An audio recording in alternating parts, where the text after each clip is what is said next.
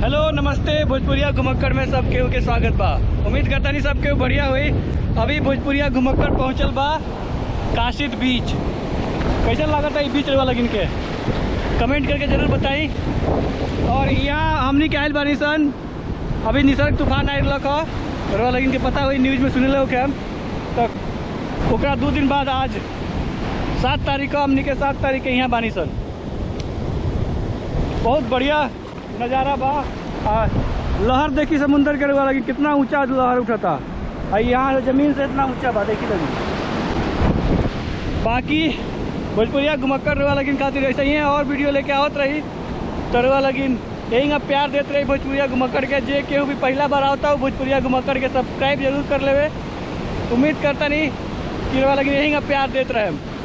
तब तक ला सबको के नमस्ते सलाम tata bye by.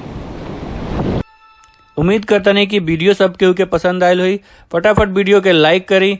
I video अगर हुआ लेकिन यूट्यूब पर देखा तानी तो भोजपुरिया घुमक्कड़ के सब्सक्राइब कर ली, और अगर फेसबुक पर देखा तानी तो भोजपुरिया घुमक्कड़ के पेज के फॉलो कर ली। बहुत बहुत धन्यवाद।